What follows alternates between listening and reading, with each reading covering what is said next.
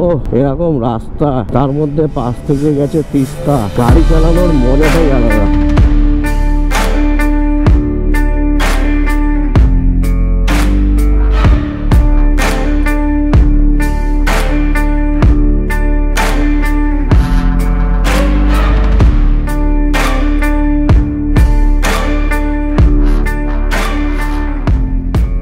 Good morning everyone, good morning, welcome to Dreamland Journey. আশা করি সবাই ভালো আছো। আজকে 15 অক্টোবর আর এখন টাইম সকাল 8টা। আমরা কালকে গ্যাংটকের যে ম্যাল রোড ছিল সেখানে রেন্টের বাইকটা রিটার্ন করে নিয়ে আমরা গ্যাংটক থেকে নিচে নেমে এসেছি NH 10-এর উপরে। রাত্রিবেলা ঠিক আমার পিছনে এই যে হোটেলটা রয়েছে এই হোটেলটাতে আমরা ছিলাম, আর এখন সকালবেলা আমরা এখান থেকে বেরিয়ে যাব। এই সামনেই দেখো এখানে একটা ইন্ডিয়ান অয়েলের পেট্রোল পাম্প রয়েছে, এখান থেকে আমরা তেল ভরবো। তেলটা ভরে নিয়ে আমরা এখান থেকে বেরিয়ে যাব। আর গাড়িতে সব লাগেজ টাগেজ লোড হয়ে গেছে, তোমরা টাইম ল্যাপসটা দেখলে। তো চলো বেরিয়ে আবার কথা হচ্ছে।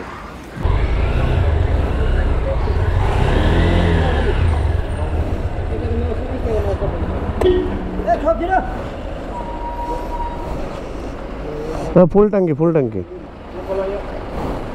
921, 921.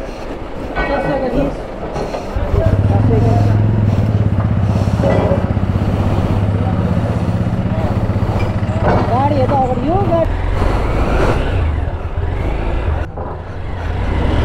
তোমরা দেখলে পেট্রোল পাম্প থেকে আমরা পেট্রোল ভরে নিলাম। এখানে 101 টাকা করে লিটার, মোটামুটি আমার গাড়িতে 800 টাকার তেল ভরলো। কালকে আমরা এই যে হোটেলটায় ছিলাম এই হোটেলটাতে আমাদের 2000 টাকা রেন্ট নিয়েছিল শুধু থাকার জন্য। তো 5 জন মানে এক একজনের ভাগে 400 টাকা করে পড়েছে। এখানেও দেখো একটা টানেল,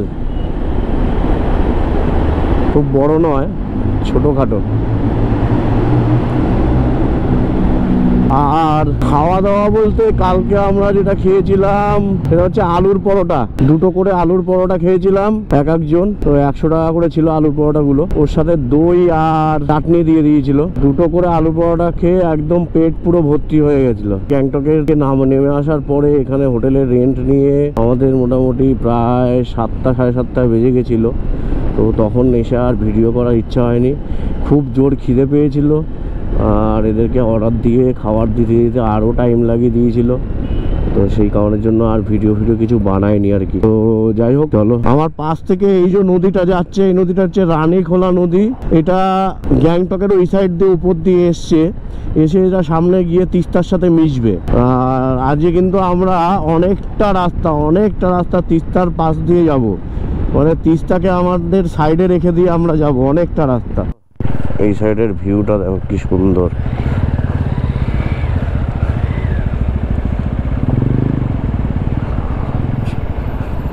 আরে বাবারে, ও দুর্দান্ত।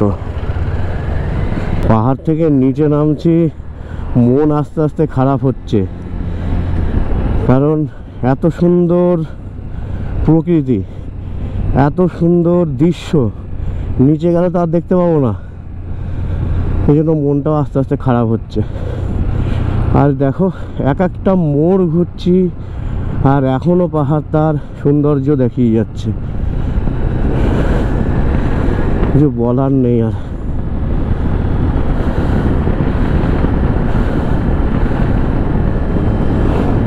এই কটা দিন কিভাবে কেটে গেল কেউ বুঝতে পারলাম না। আমার ডান দিক থেকে তিস্তা নদী বয়ে চলেছে, আর পিছনে এক জায়গায় বোর্ড দেওয়া ছিল রংপুর 11 কিলোমিটার, শিলিগুড়ি 86 কিলোমিটার। এই যে তিস্তা একদম আমাদের পাশ দিয়ে যাবে এবারে। দেখো এই যে কি সুন্দর, ভেঙে চুরে জিনিসপত্র কি কোথায় নিয়ে গেছে।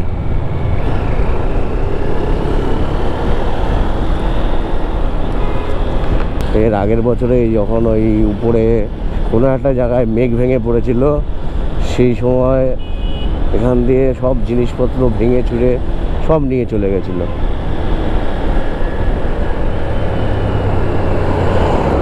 Rangpur 10 kilometre, Siliguri 87 kilometre. আরও একটা দুটো কি লেখা ছিল বুঝতে পারলাম না।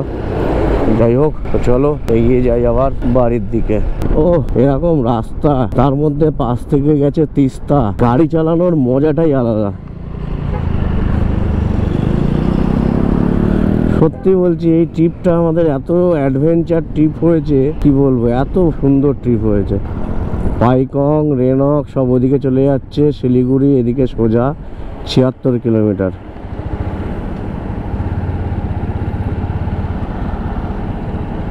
এইবারে সম্ভবত তিস্তা আমাদের বাঁদিকে চলে আসবে। না না না না, আমি ভুল বলছি, তিস্তা আমাদের ডান দিকেই থাকবে। এই যে এখানেই থাকছে।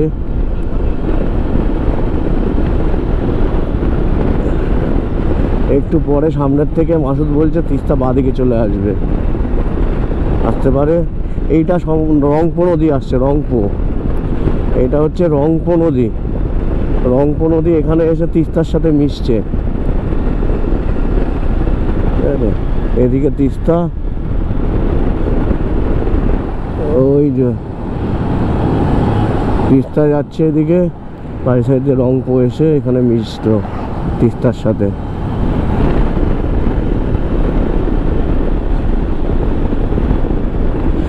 আর সামনে বোর্ড দেওয়া আছে দেখো, সেবক 54, কালিম্পং 36, শিলিগুড়ি 76, কলকাতা 662। এই যে তিস্তার সাথে রংপো নদী মিশে গেল, এইবারে সোজা এদিকে চলেছে তিস্তা। আমরা কিন্তু সিকিম পার করে ওয়েস্ট বেঙ্গলের মধ্যে ঢুকে গেছি। সামনেই কোনো একটা জায়গার থেকে কালিম্পং এর রাস্তা আলাদা হয়ে যাবে। টাইম হয়ে গেছে এখন 9:05, মানে আমরা বেরিয়েছি ওই 8:10 নাগাদ হবে। 1 ঘন্টা মতো আমরা গাড়ি চালিয়ে নিলাম। 1 ঘন্টায় কিন্তু আমরা অনেকটা গাড়ি চালিয়ে নিয়েছি, প্রায় 30-35 কিলোমিটার মতো। তো খিদেও পাচ্ছে সবার, কোনো একটা জায়গায় দাঁড়িয়ে খাবারটা খেয়ে নিতে হবে। এখানে খাবারের দোকান আছে মনে হচ্ছে, लामा होटल खाबो। खाना मिलेगा? क्या क्या है? हाँ सभी है। अच्छा, तो এখানে খাবো, খেয়ে দিয়ে নি, তো তোমাদেরকেও দেখাচ্ছি কি আছে না আছে। তো আমরা এই লামা হোটেলের থেকে শুধুমাত্র কফি খেলাম, আর কিছু খাইনি। তার কারণটা হচ্ছে এই লামা হোটেলে না একটু দামটা বেশি, গ্লাভস পরা হয়নি। লামা হোটেলে একটু দামটা অনেকটা বেশি লাগলো আমাদের।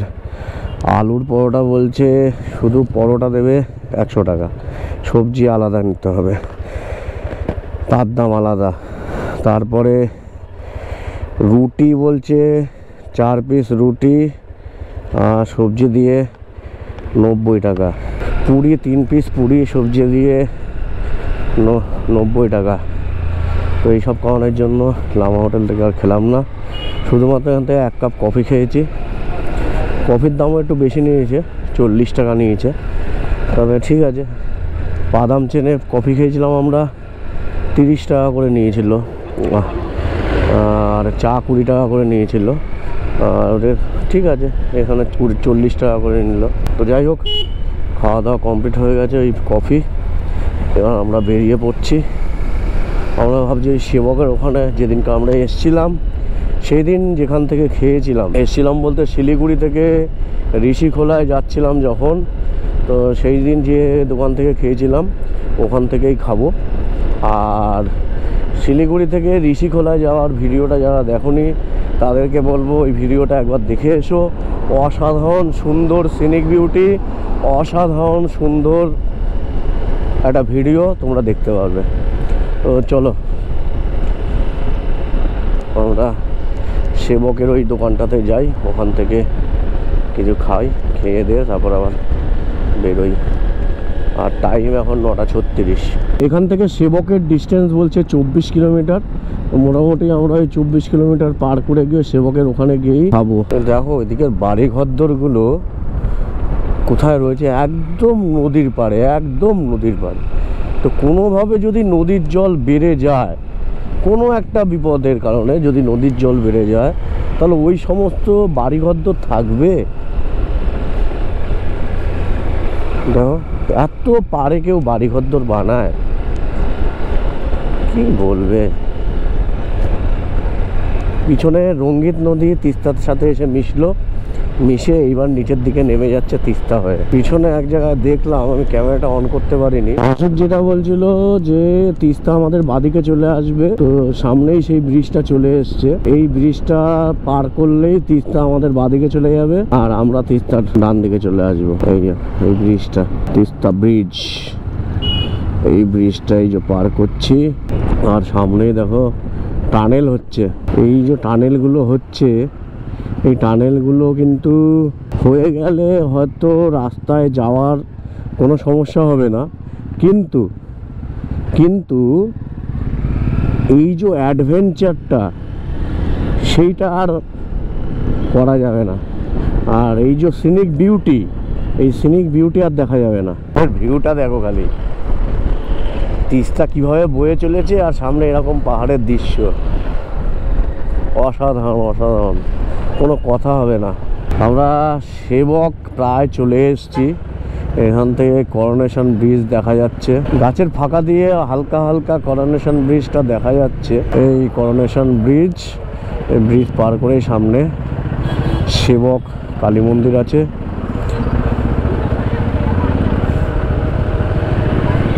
আমরা যেদিনকে এসেছিলাম সেদিনকে এদিক দিয়ে গেছিলাম, সেবকের রেলগেট পার করে গেছি। আগের দিন আমরা এখান থেকেই একটা দোকান থেকে খেয়েছিলাম, তো আজকেও সেই দোকান থেকেই খাবো। দোকানটা গেল কোথায়, ওই যে অনিলদার ধাবা, পেয়ে গেছি অনিলদার ধাবা।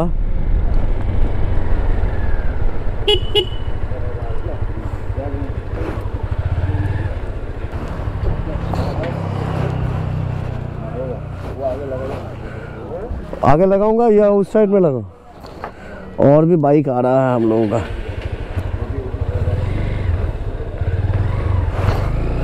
গাড়ি এখানে পার্ক করে দিই, আগের দিন যেখানে করেছিলাম। কি অর্ডার দিলি রে?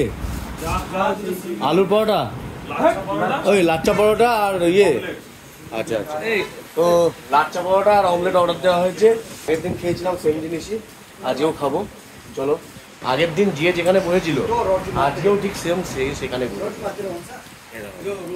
এই মাসুদ আর এই শাহিদ, বিবেক, চিরন্তন, এই যে খাবার। তো আমরা এই অনিলদার ধাবার থেকে খাওয়া দাওয়া করে বেরিয়ে গেলাম। লাস্ট বারের মতো তোমাদেরকে একটু পাহাড়টা দেখিয়ে দিই। এই হচ্ছে পাহাড়, এই লাস্ট দর্শন। এবার আস্তে আস্তে একদম হাই রোড খালি, আর পাহাড় দেখতে পারবো না। তো টাটা, পাহাড়কে টাটা দিয়ে দিলাম। এবার পাহাড়কে একটু টাটা দিয়ে দে, আবার কবে দেখা হবে তার ঠিক নেই। সবাই পাহাড়কে টাটা দিয়ে দিল, তো চলো টাটা। তো চলো, যেমন বললাম পাহাড়কে টাটা দিয়ে দিয়েছি। আজকে মোটামুটি আমরা এখানে যা ঠিক করলাম, মালদা পর্যন্ত যাবই, তারপরে কতটা যাওয়া হবে জানি না। মোটামুটি মালদা পর্যন্ত একদম যাওয়া হবেই। ও প্রচুর জ্যাম ভাই লোক, জ্যাম, তারপর আবার জল, এক টানে বেরোতে হবে,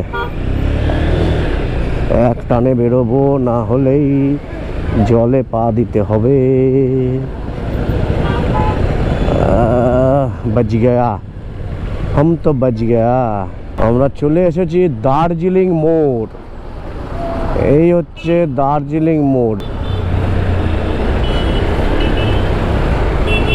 তো দার্জিলিং মোড় পার করে চলে আসলাম কলকাতা 578 আর বাগডোগরা 12। টাইম হয়ে গেছে 12টা 10। দার্জিলিং মোড় পার করে চলে এসেছি, একটু পরেই বাগডোগরা পার করব আর NH27 ধরবো। তো আমরা ধরে নিলাম NH27। সামনে বোর্ড দেওয়া আছে কিষানগঞ্জ 92, রায়গঞ্জ 167, পূর্ণিয়া 172 আর মালদা 224। তো আমরা মালদাতেই হয়তো যে থাকবো, মানে 224 কিলোমিটার আমাদের আর রাইড করতে হবে। এখন টাইম হচ্ছে 12:30। পুরো চা বাগান দুধারেই, আর এখান থেকে রাস্তা মাঝখান থেকে অসাধারণ অসাধারণ রাস্তা। চা বাগানটা কি সুন্দর দেখাচ্ছে দেখো, দুধারেই উঁচু নিচু হয়ে আছে, সব এক সারিতে লেবেল করা পুরো। এদিকেও রয়েছে দেখো, সব এক সারিতে লেবেল করা। যেদিনকে আমরা গেছিলাম সেদিন তো মোটামুটি অন্ধকার হয়ে এসেছিল, ওই চা বাগানগুলো ভালোভাবে দেখা যায়নি।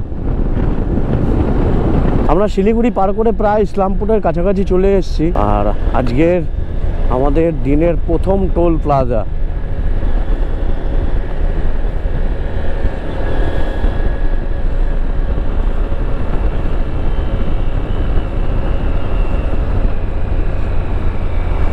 পশ্চিম মাদাতি টোল প্লাজা, দিনের প্রথম টোল প্লাজা পার করলাম। কোথা দূরে রে তোরা? বলো কি বলছো? ফটো উঠবো একটা, ফটো উঠবো একটা। ফটো তুলবে? এই দাঁড়া, তুই ধর, ফোনে ধর, তুই ফোনে ধর, ফোনে ধর। হ্যাঁ কি বলছো? একটা ফটো উঠবো। হ্যাঁ তোলো তোলো, তুই ফোনে থাক, ফোনে থাক।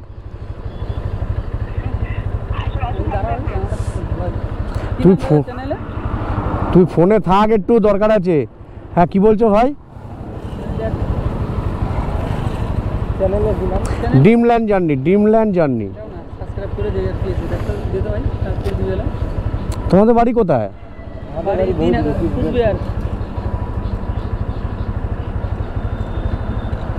তোমাদের বাড়ি কোথায়? কুচবিহার। আচ্ছা, কোথায় যাচ্ছ এখন? কিষানগঞ্জ। আচ্ছা, কিষানগঞ্জে কি থাকো নাকি কাজ করো ওখানে? আচ্ছা আচ্ছা।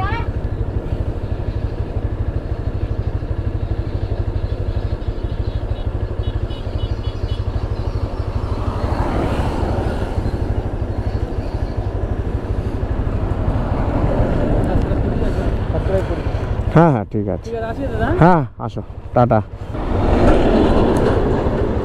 তো এখানে দাঁড়িয়েছিলাম, অ্যাকচুয়ালি আমার সাথে আরেকজন এসেছিলো, সে একটু আগে এগিয়ে গেছে তার জন্য। তো ভাই দুজন বললো ফটো তুলবে, তো ফটো তুললো, চ্যানেলে সাবস্ক্রাইব করলো। এটাই ভালো লাগে এইগুলো। এই যে চিনি না জানি না, হঠাৎ করে ভাই অনেকক্ষণ ধরে আমাকে দেখছে, তো দেখে এসে এরকমভাবে ফটো তুললো, সাবস্ক্রাইব করলো, মনে এইগুলোই আনন্দ লাগে।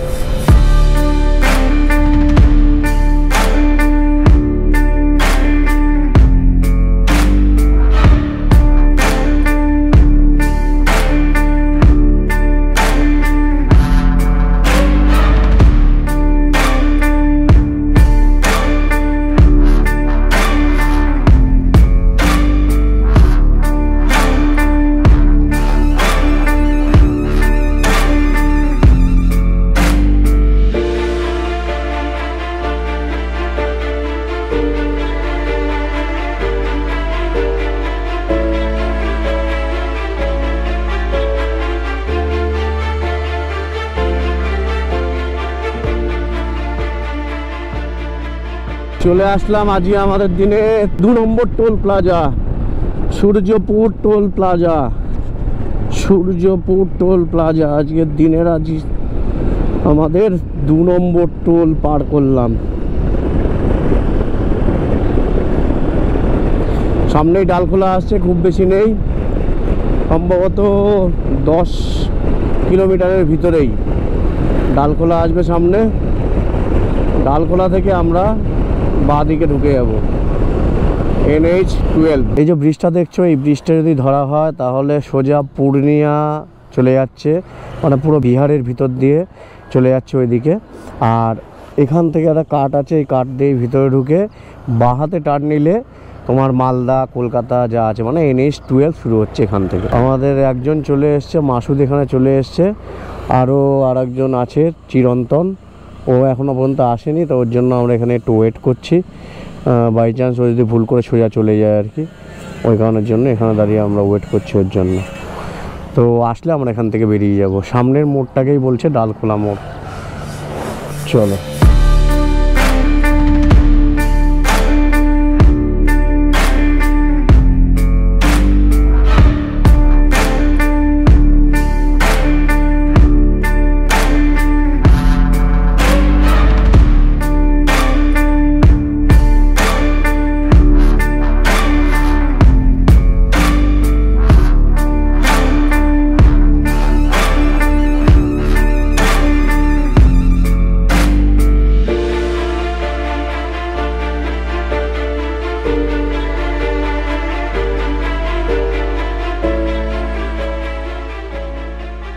এটা হচ্ছে আজকে আমাদের দিনের 3 নম্বর টোল। বাম্পার ছিল বড়। 3 নম্বর টোল পার করলাম।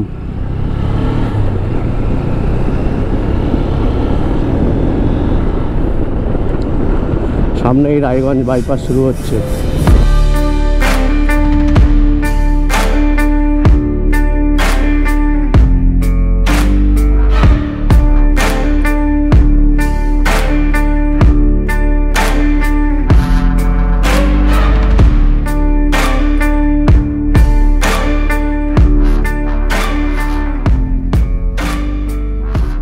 এটা আজকে আমাদের দিনের 4 number toll plaza, Farakka Raiganj toll.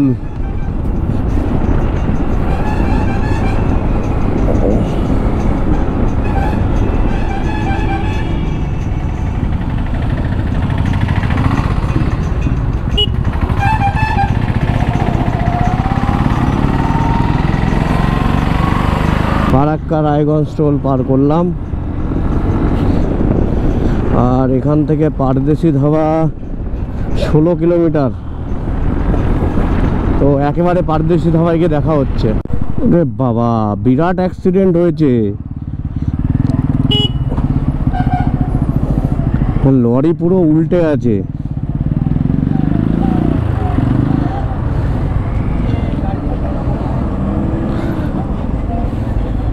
কখন হয়েছে?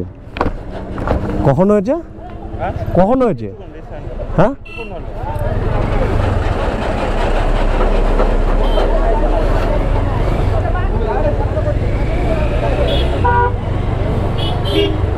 বিরাট অ্যাক্সিডেন্ট হয়েছে, পুরো উল্টে গেছে। আবার ওই সাইডে ওইদিকে দেখো গাড়িটা পুরো তো দুমড়ে গেছে। আমরা চলে এসেছি পারদেশি ধাবায়, ঠিক পিছনেই রয়েছে পারদেশি ধাবা। আর একজন আসা বাকি আছে, ওই সামনে রয়েছে। আর পিছনে একটা অ্যাক্সিডেন্ট হয়েছে, আমি দেখালাম গোপ্রোটা অন করে।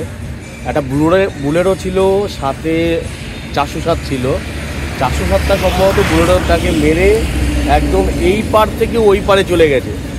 তো কেউ কারোর কিছু ক্ষতি হয়েছে কিনা অতটা দেখিনি দাঁড়িয়ে, জাস্ট দেখলাম ওরকম রয়েছে। আমরা ওখান থেকে পাশ কাটিয়ে চলে এসেছি, কারণ এই জিনিসটা ঠিক আমি ভালোভাবে দেখতে পারি না আর কি। অ্যাক্সিডেন্ট হলে খুব বাজে লাগে আর কি। তো সেই কারণের জন্য, আর আমরাও গাড়ি চালাচ্ছি, আমাদেরও বিপদ হতে পারে। তো সেই কারণের জন্য আমি আর ওদিকে দাঁড়াইনি। মানে অনেক লোকজন ছিল। তো আরেকজন আছে আমাদের, সে আসুক, আসলে আমরা ভিতরে যাবো, ভিতরে খাওয়া দাওয়া। পারদেশি ধাবাতে এসে বিরিয়ানি অর্ডার দেওয়া হয়ে গেছে। মাসুদ আর চিরন্তনের বিরিয়ানি চলেও এসছে। বলেছে খাওয়াও শুরু করে দিয়েছি, তাই না? শচা খাওয়া শুরু করেছে। এখানে বিরিয়ানির দাম হলো 270 টাকা করে। আমরা 5 জন বিরিয়ানি অর্ডার দিয়েছি। মটন বিরিয়ানি, মটন বিরিয়ানি 270 টাকা করে আমরা 5টা অর্ডার দিয়েছি। খেয়ে দেখ কেমন লাগছে ভাই। রিভিউ দেবো।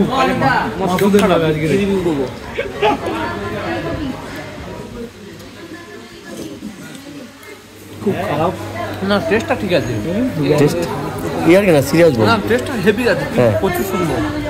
ড্রাই, আচ্ছা। বলছে টেস্ট ঠিক আছে কিন্তু ড্রাই, শুকনো। সাথে হয়তো এখানে কিছু একটা দিতে হবে আমাদের।